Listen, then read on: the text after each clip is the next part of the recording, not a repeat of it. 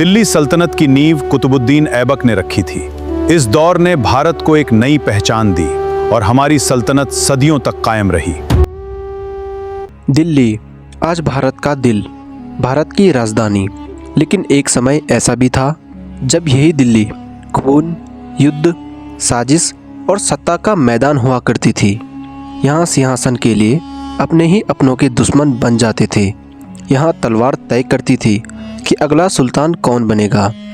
और यहीं से शुरू हुई थी भारत की सबसे शक्तिशाली सल्तनतों में से एक, दिल्ली सल्तनत।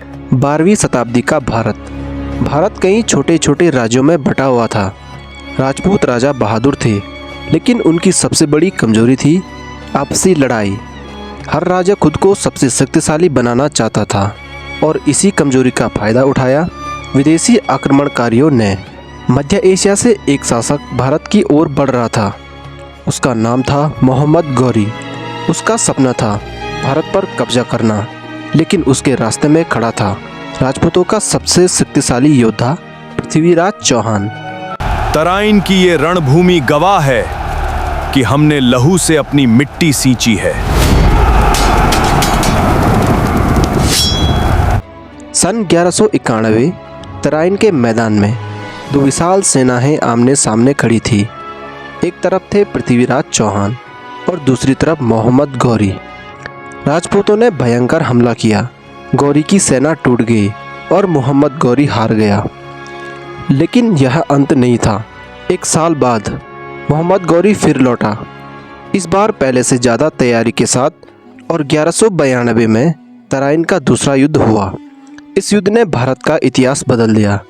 राजपूत हार गए और दिल्ली का रास्ता खुल गया। मोहम्मद गौरी की कोई संतान नहीं थी, इसलिए उसने अपने सबसे भरोसेमंद सेनापति को भारत का शासक बना दिया और यहीं से 1206 ईस्वी में दिल्ली सल्तनत की शुरुआत हुई। मैं कुतुबुद्दीन ऐबक हूँ। मैं दिल्ली में गुलाम वंश की नींव रख रहा हूँ। अब ये इस्लाम की ताकत का केंद्र होगा। दोस्तों, अब बात करते हैं दिल्ली सल्तनत के पहले सुल्तान एवं गुलाम वंश के संस्थापक कुतुबुद्दीन ऐबक की। कुतुबुद्दीन ऐबक कभी एक गुलाम था। बचपन में उन्हें गुलाम के रूप में बेच दिया गया था।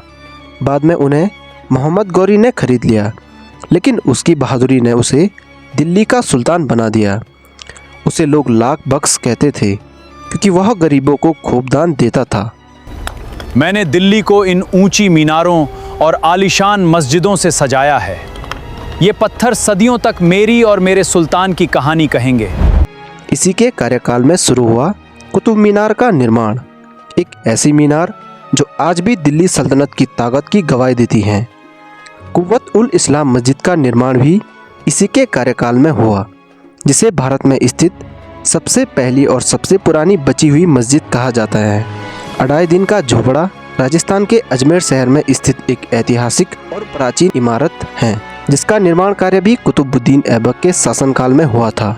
1210 ईस्वी में लाहौर में चौगान यानी पोलो खेलते समय घोड़े से गिरने के कारण उनकी मृत्यु हो गई। मैं इल्तुतमिश हूँ, दिल्ली सुल्तानात का दूसरा सुल्तान। मैंने ही इस साम्राज्य को मजबूत किया। अब आता है इल्तुतमिश। ऐबक के बाद इल्तुतमिश ने सत्ता संभाली। उसे दिल्ली सल्तनत का असली निर्माता माना जाता है। उसने प्रशासन मजबूत किया, दिल्ली को राजधानी बनवाया और मंगोल आक्रमण से भारत को बचाया। उस समय चंगेज़ खान एशिया में बहुत आक्रमण कर रहा था। जब चंगेज़ खान भारत की ओर बढ़ा, तब इल्तुतमिश ने बहुत समझदारी से काम लिया और सीधा युद्ध करने से बचा। इससे दिल्ली सल्तनत सुरक्षित रही। इल्तुतमिश ने प्रशासन को व्यवस्थित करने के लिए इक्ता प्रणाली अपनाई। उसने चांदी का टंका और तांबे का जीतल चलाया। इन सिक्कों ने व्यापार को मजबूत किया। इल्तुतमिश ने कई इमारतें बनवाई और अधूरे निर्माण पूरे करवाए। इसने कुतुब मीनार का निर्माण कार्य पूरा करवाया। इसने दिल्ली में पानी की समस्या दूर करने के लिए हौज-ए-शमसी का निर्माण करवाया। यह एक ऐतिहासिक और प्राचीन जलाशय है। सुल्तानगढ़ी का मकबरा। उसने 1231 ईस्वी में दिल्ली में अपने सबसे बड़े बेटे नसीरुद्दीन महमूद की याद में यह मकबरा बनवाया था। यह भारत में स्थित पहला इस्लामी मकबरा माना जाता है। मैं रज़िया सुल्तान, दिल्ली की तख्तो ताउस की वारिस। इतिहासकारों ने मेरा नाम भले ही पन्नों में कैद कर लिया हो, पर इस सल्तनत की रगों में आज भी मेरा खौफ दौड़ता है।